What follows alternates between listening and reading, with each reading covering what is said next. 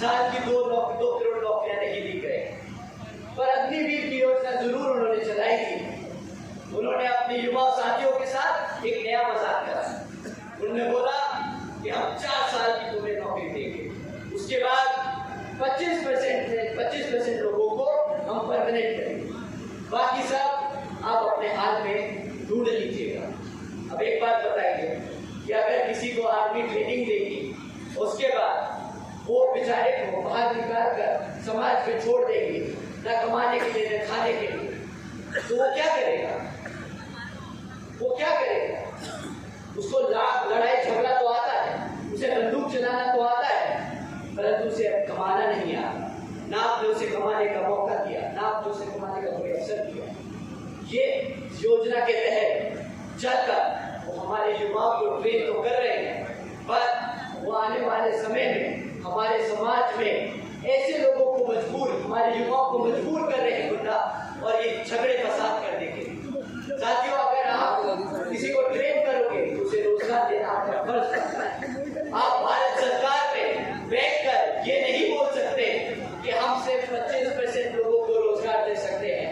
आपको 25% जनता ने वोट नहीं दिया था, भारत की सारी जनता ने वोट दिया था, सभी युवाओं ने वोट दिया था, तो सभी युवाओं का हक बनता है उस नौकरी पर। आपने इस युवा के साथ भेदभाव नहीं, धोखा दिया है। धोखा साथियों, इस सरकार ने सिर्फ धोखा दिया है। साथियों, इन्होंने आपके बच्चों को पढ़ाने का कोई अवसर नहीं दिया, रोजगार नहीं दिया। इन्होंने पता है ये क्या करने की कोशिश करेंगे। जब आपके बच्चे पढ़ नहीं पाएंगे तो अपने इतिहास के बारे में नहीं जान पाएंगे। जब उनको अपने इतिहास के बारे में नहीं पता होगा तो वो अपने लिए कैसे लड़ेंगे।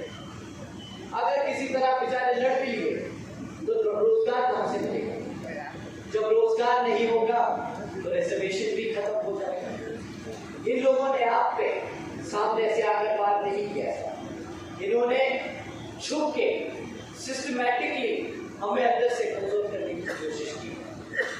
साथियों, इनका हिसाब बहुत लंबा चौड़ा है, परंतु मैं आप लोगों का और ज्यादा समय इन लोगों की विफलताओं में बर्बाद नहीं करूंगा। मैं आपको बहन जी के कार्य के बारे में बताना चाहूंगा। साथियों, जब बहन जी यहाँ पर कभी कभार लगता है कि हमारा समाज इतना भी गरीब नहीं है, तो कभी कभार मन करता है मैं अपने साथियों के साथ इनके घर चले और बताएं, भाई साहब ये लीजिए 4 रुपया रखिए अपने पास और वापस जाइए गुजरात, ये गलती छोड़िए, इसकी आप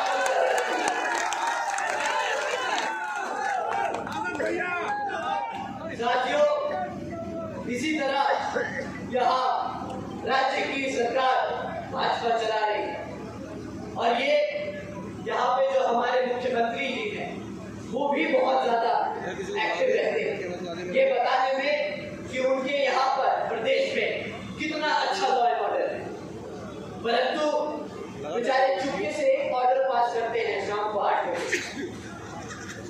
8 बजे एक ऑर्डर पास करते हैं कि भाई कल से लड़कियां यहाँ पर कोई भी प्राइवेट ट्यूशन नहीं लेगी शाम को 8 बजे के बाद, क्योंकि वो गारंटी नहीं ले सकती उनकी सुरक्षा की। अब जब ऐसे ऑर्डर पास करेंगे तो कहां से हम माने कि भाई आपके प्रदेश में लॉ एंड ऑर्डर बहुत चुस्त और तंदुरुस्त चल रहा है। ये वो ऐसे प्रधान मुख्यमंत्री जी हैं जो बहुत गर्व से बोलते हैं कि मेरी बुलडोजर की सरकार है, पर हकीकत तो ये है कि उस बुलडोजर से इन्होंने हमारे सभी साथियों के घर तोड़ने का काम किया है।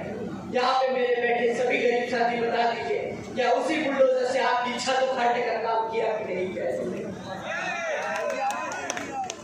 साथियों, बुलडोजर तो बहन जी की सरकार पे भी चला था, परंतु वो अपने गरीब लोगों का घर उजाड़ने के लिए नहीं, बल्कि गुंडों और माफियाओं के अवैध धंधे खत्म करने के लिए चलाए गए।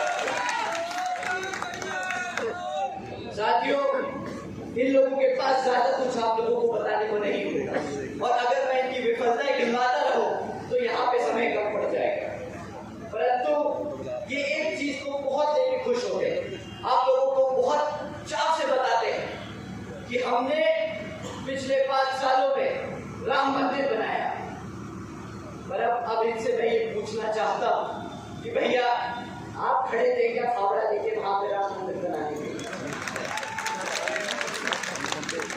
राम मंदिर सुप्रीम कोर्ट के ऑर्डर पे बना है, आपकी वजह से नहीं, सुप्रीम कोर्ट की वजह से बना है।